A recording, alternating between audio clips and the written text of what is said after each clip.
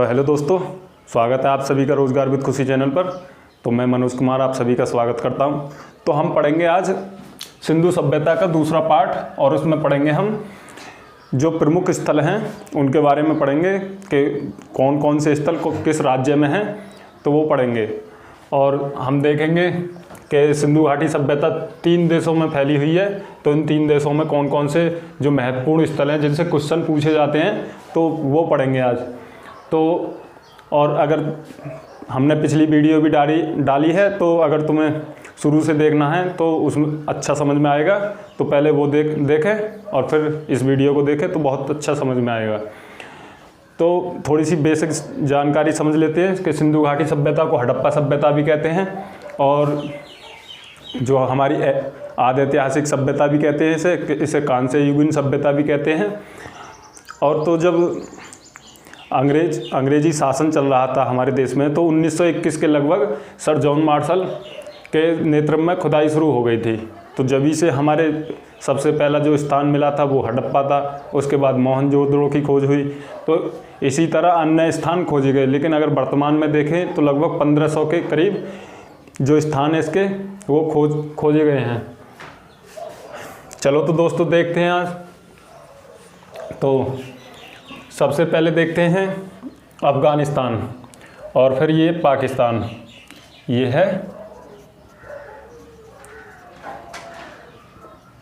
अफ़गानिस्तान और ये है पाकिस्तान, और ये भारत। तो आज जो हम पढ़ेंगे वो मैप से पढ़ेंगे, और ये अच्छा समझ में आएगा कि जो स्थल हैं वो आपकी समझ में बने रहेंगे और माइंड में भी सेट हो जाएंगे। तो हम एक बेसिक स्ट्रक्चर बनाकर पढ़ेंगे इसे, जो हमारी समझ में बहुत अच्छी तरीक़ा से समझ में आए।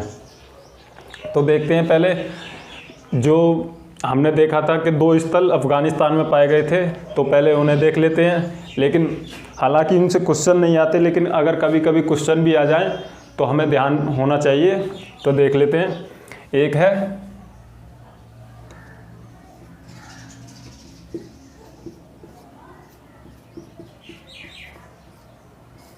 सुरतुगोई,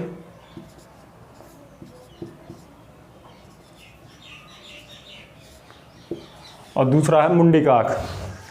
तो हमने 2 स्थल पढ़े थे कि लगभग स्वतंत्रता से पहले अफ़गानिस्तान में 2 स्थल खोजे गए थे, तो हम उन्हें जान लेते हैं। तो लगभग सुरतुगोई और मुंडीकाक। तो बेसिक ये पेपर में तो पूछे नहीं जाते, लेकिन अगर बहरहाल पूछ लिए जाएं तो हमें याद होना चाहिए। अगर हम पाकिस्तान में देखें अब, तो इस पंजाब के बराबर में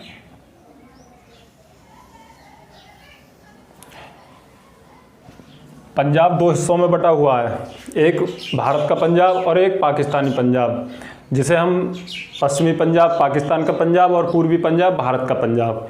तो आज भी इसे वर्तमान में भी इसे पाकिस्तान में पंजाब के ही नाम से जाना जाता है। अगर इसमें देखें हम, तो एक यहाँ जगह है जिसको हम बोलते हैं हड़प्पा, जो सिंधु घाटी सभ्यता की राजधानी भी रही है, और 2 राजधानी रही है, एक मोहनजोदड़ो भी थी। तो उसे भी देखेंगे हम, वो कहाँ है। तो अगर देखें तो एक यहाँ पड़ता है, ये है सिंध प्रांत। तो इस सिंध प्रांत में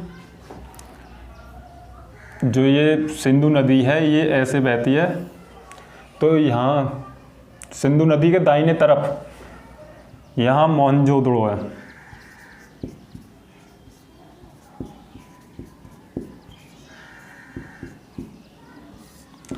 ठीक नदी पार उसी के सामने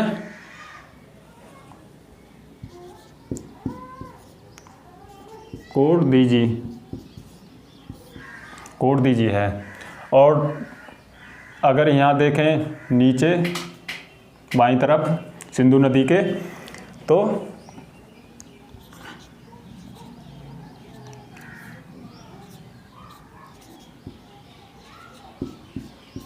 चन्हू दड़ो। तो हड़प्पा सभ्यता, सबसे पहले तो हड़प्पा सभ्यता देखते हैं। तो हड़प्पा सभ्यता, हड़प्पा जो नगर मिला है, तो हड़प्पा जो नगर है वो रावी नदी के किनारे है। तो कुछ लोगों को कन्फ्यूज़न होता है कि लगभग जो क्वेश्चन में मिलेगा वो सबसे पहले सिंधु नदी मिलेगा। तो सब लोग, हमारे दिमाग में सिंधु नदी इतना छाया रहता है कि हम भी सिंधु ही टिक कर आते हैं। तो ध्यान देने वाली बात है दोस्तों कि ये रावी नदी के किनारे है, और ये मोहनजोदड़ो सिंधु नदी के किनारे, और ये तीनों ही सिंधु नदी के किनारे हैं। अगर नीचे देखें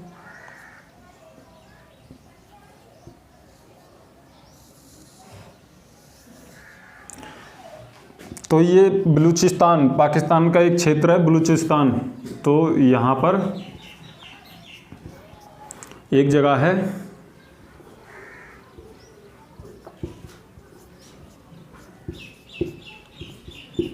सुतकागेडोर, और इसी की बगल में एक जगह है डाबरकोट।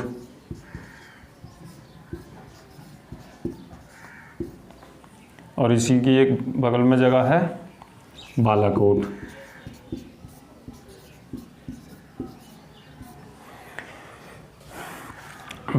तो सुतकागेडोर से, तो इससे क्वेश्चन बनता है कि जो सिंधु घाटी सभ्यता का जो सबसे पश्चिमी जो स्थल था वो कौन सा था, तो वो था सुतकागेडोर। और इससे भी और भी क्वेश्चन बनते हैं। तो हमने जो पढ़ा था वो अफ़गानिस्तान के पढ़ लिए और पाकिस्तान के पढ़ लिए, और अब आते हैं भारत पर। तो मैंने तुम्हें दोस्तों बताइए कि लगभग स्वतंत्रता के बाद वर्तमान में अब तक लगभग 1500 स्थल खोजे गए हैं। लेकिन एक एक सबको बताना तो जायज़ सी बात है कि मुश्किल है, लेकिन उनसे क्वेश्चन भी नहीं आते। जिनसे क्वेश्चन आते हैं उन्हें ही हम याद करेंगे। तो देखते हैं, सबसे पहले चलते हैं जम्मू कश्मीर। तो जम्मू कश्मीर में है एक मांदा।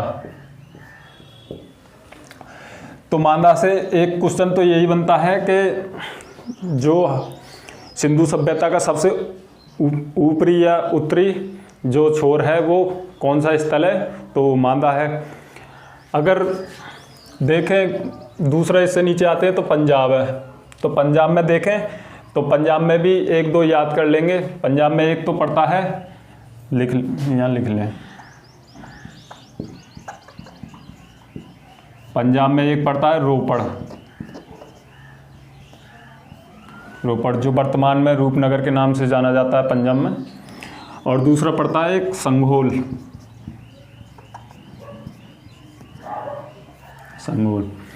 अगर इससे नीचे आए, इसकी साइड में आए, तो इसकी साइड में है हरियाणा। अगर हरियाणा में देखें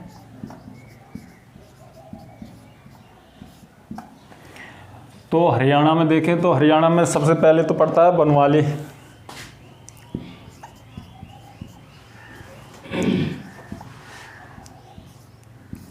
बनवाली से भी एक दो क्वेश्चन बन जाते हैं दोस्तों।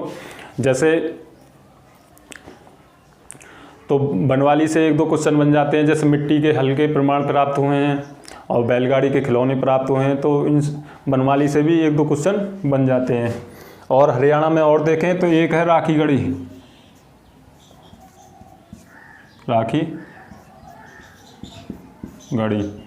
और देखें तो एक है भगवानपुरा, याद करने के लिए।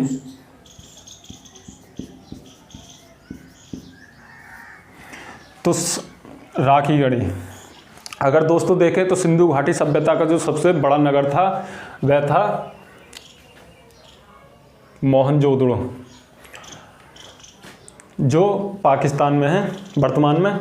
लेकिन अगर भारत की बात की जाए तो भारत में सबसे बड़ा जो नगर है वह था राखी गढ़ी, और जो वर्तमान में हरियाणा के हिसार ज़िले में है तो वह था राखी गढ़ी। इससे एक क्वेश्चन तो यही बनता है कि जो भारत में सबसे बड़ा जो सिंधु सभ्यता का नगर है वह कौन सा है, तो राखी गढ़ी। अगर इसकी साइड में आए तो यूपी है। तो यूपी में अगर देखें, अगर यूपी उत्तर प्रदेश में देखें तो सबसे पहले तो पड़ता है एक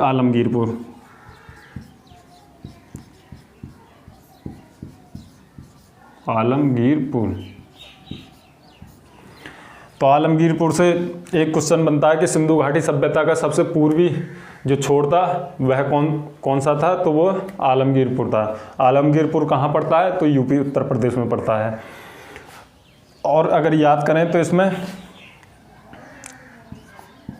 एक है संगोली। संगोली और भी याद करें तो एक है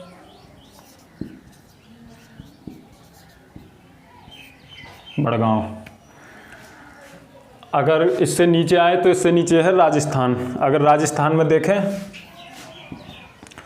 तो एक है जो जिससे क्वेश्चन बनते हैं कालीबंगा है। एक ही याद करेंगे दोस्तों, कालीबंगा। तो कालीबंगा से 2-3 क्वेश्चन बनते हैं कि जो सबसे पहले जुते हुए खेत के प्रमाण मिले हैं यहाँ पर, यहाँ अग्निकुंड के साक्ष्य भी मिले हैं अगर देखें तो।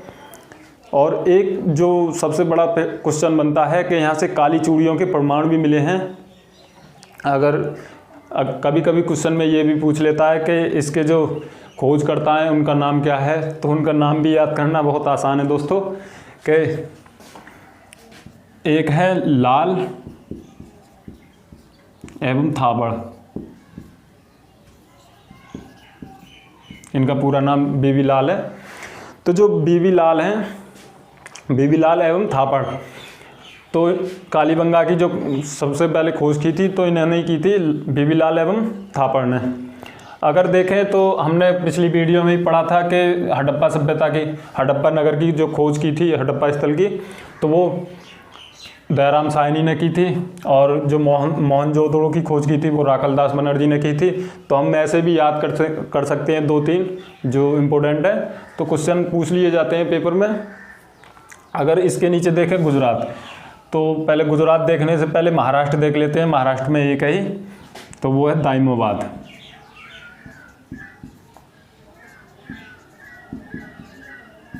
दाइमाबाद। तो इससे एक ही क्वेश्चन बनता है कि जो सिंधु घाटी सभ्यता का जो सबसे दक्षिणी स्थल था वह कौन सा था, तो वह था दाइमाबाद। वह किस राज्य में है, तो वह मध्य प्रदेश में है। और जो ये जो सूतकागे डोर है, अगर देखें तो यहाँ से एक त्रिभुजाकार बनता है। तो ये अफ़गानिस्तान को छोड़कर पाकिस्तान तक ही भाग लिया गया है इसका, सिंधु घाटी सभ्यता का जो विस्तृत है। तो उसमें जो भी बनता है वो त्रिभुजाकार बनता है। तो इस सभ्यता जो विस्तार है वो त्रिभुजाकार है। अगर गुजरात में बात करें तो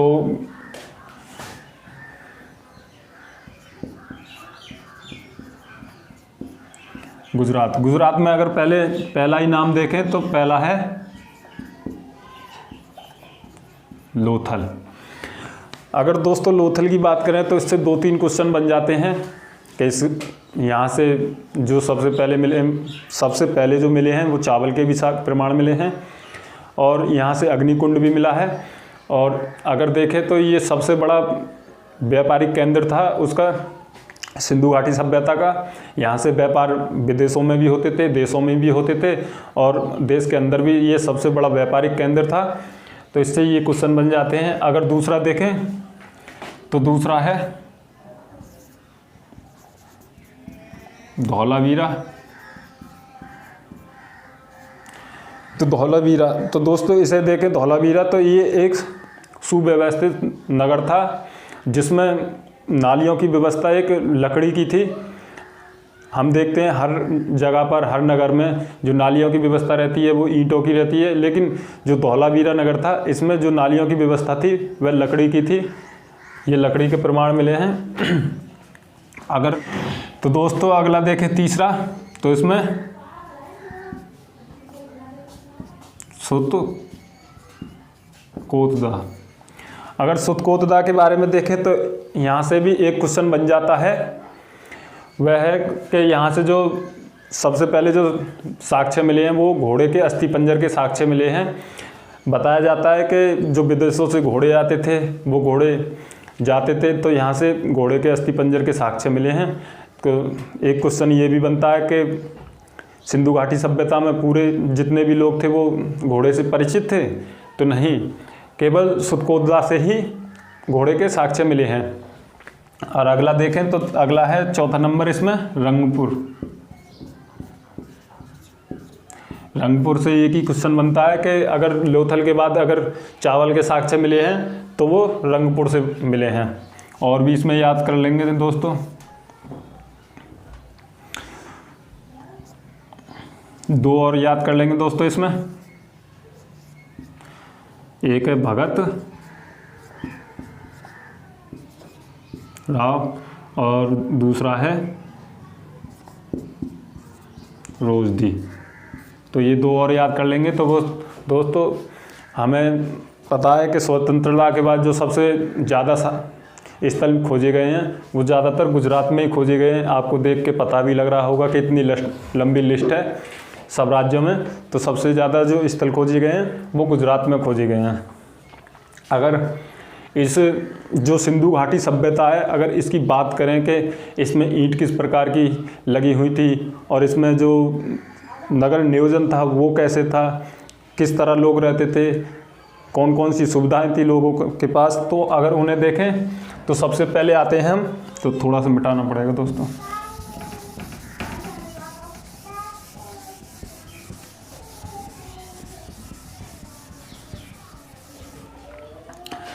तो नगर नियोजन। तो नगर नियोजन दोस्तों एक ग्रिड पद्धति पर आधारित था। जो जैसे हम देखते हैं अन्य सभ्यताओं में नगर नियोजन की व्यवस्था इतनी अच्छी नहीं थी। अगर देखें तो हम जो मेसोपोटामिया की सभ्यता है उसमें भी नगर नियोजन इतना अच्छा नहीं था जितना कि सिंधु सभ्यता में था। अगर देखें तो यह इसमें ग्रिड पद्धति, जो ग्रिड पद्धति पर आधारित नगर नियोजन का निर्माण था। ग्रिड पद्धति का मतलब है कि सड़क ऐसे एक समकोण पर काटती थी।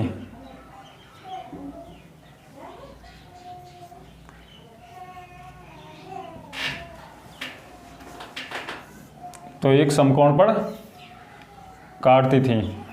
अगर देखें तो इनमें जो भी घर रहते थे वो इसके बीच में बने होते थे। जैसे अगर देखें तो ये घर है, ये भी घर है, और अगर देखें आगे, अगर आगे देखें तो ये भी एक घर है। तो जो अगर इसमें देखें तो ग्रिड पद्धति का मतलब ये था कि जो सड़क थी वो समकोण टाइप में थी। अगर जो घर थे वो बिल्कुल इतने हिसाब से लगे हुए थे कि एक घर समकोण पर काटता था और बिल्कुल बहुत बढ़िया व्यवस्था थी। अगर दोस्तों देखें तो आज भी आज के जो वर्तमान में जो सड़कें बनी पड़ी हैं, वर्तमान में जो हम सारी सुख सुविधाएं झेल रहे हैं, तो सिंधु सभ्यता में भी कम सुविधाएं नहीं थी। तो आज के मुकाबले अच्छी सुविधाएं थी सिंधु सभ्यता में। तो सिंधु सभ्यता के लोग सब चीज़ों से परिचित थे। अगर देखें इसमें तो सिंधु घाटी सभ्यता के लोग दो भागों में बटे हुए थे। अगर देखें तो सिंधु घाटी सभ्यता के लोग दो भागों में बटे हुए थे। एक ये था पूर्वी भाग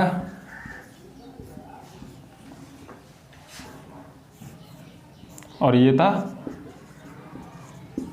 पश्चिमी भाग। तो इसे निचला नगर भी कहते हैं और इसे ऊपरी नगर भी कहते हैं। अगर देखें तो इसे पश्चिमी भाग को दुर्ग भी कहते हैं।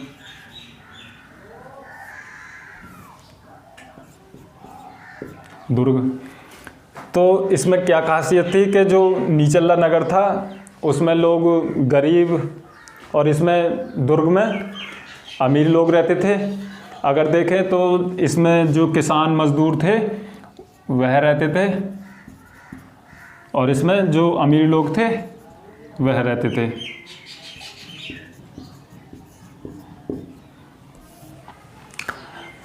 अगर बात करें ईंटों की तो ईंट दो प्रकार की थी। कच्ची ईंटें भी थी और पक्की ईंटें भी थी। अगर बात करें कच्ची ईंटों का प्रयोग कहाँ होता था, पक्की ईंटों का प्रयोग कहाँ होता था, तो जो हमने देखा है ये सड़क है,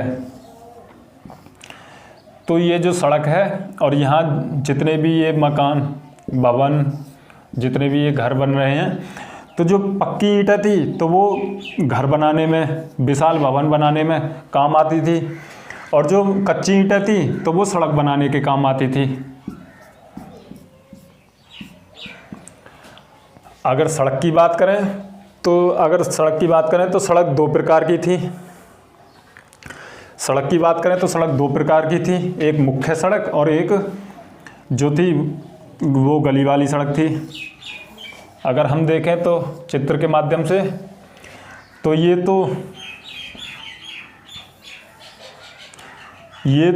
थी मुख्य सड़क और ये थी गली वाली सड़क। लगभग ये 10 मीटर चौड़ी थी और ये 3-4 मीटर चौड़ी थी गली वाली सड़क।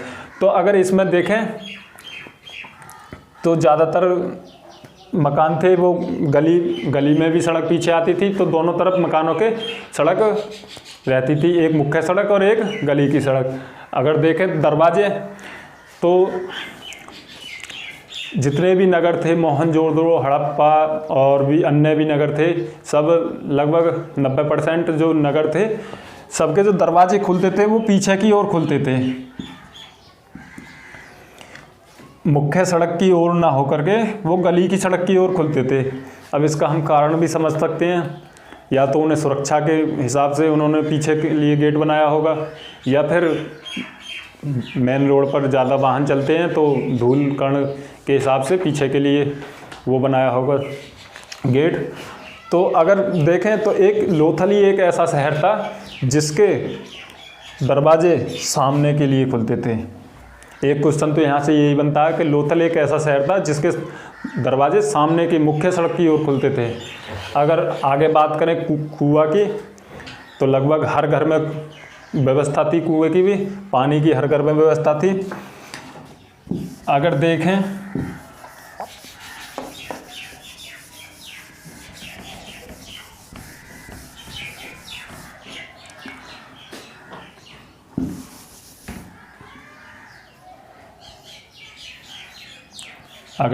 तो हर घर में कुएं की व्यवस्था थी, पानी निकासी की भी व्यवस्था थी। अगर पानी निकासी की व्यवस्था देखें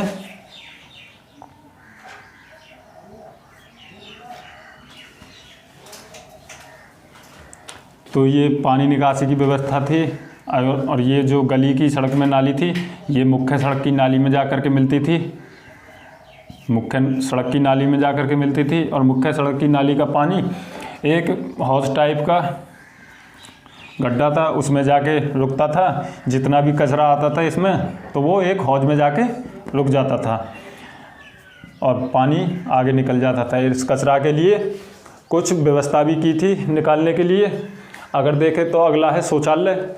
तो जितने भी इतिहासकार हैं सब यही बताते हैं कि सिंधु घाटी में हर घर में एक शौचालय की व्यवस्था थी। तो काफ़ी अच्छी, वर्तमान में देखें तो वर्तमान में भी हर घर में शौचालय है। तो सिंधु घाटी सभ्यता के लोग भी काफ़ी अच्छी परिचित थे। अगर सामूहिक भवन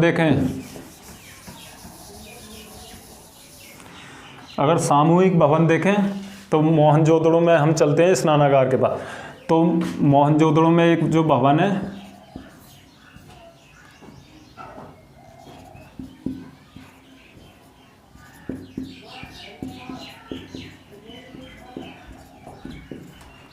स्नानागार, अगर उसे देखें हम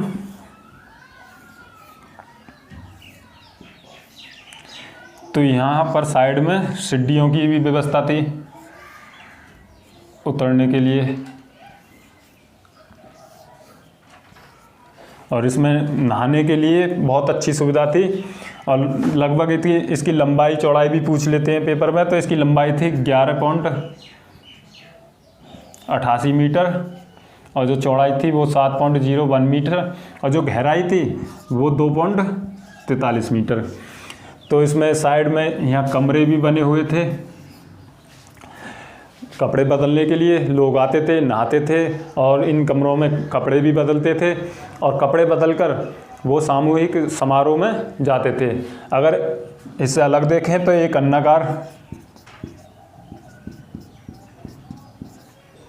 अन्नागार की भी व्यवस्था थी।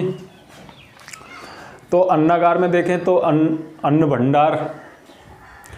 भंडार का मतलब जैसे आज के टाइम में देखें तो हम जहाँ जो भी होता है वह जहाँ हम अन्न जमा करते हैं तो वह ऐसे ही पहले एक जगह थी जिसमें अन्न जमा करते थे। और देखें तो अन्नागार भी काफ़ी बड़ा था। और अगर देखें तो इससे अलग तो एक है सामूहिक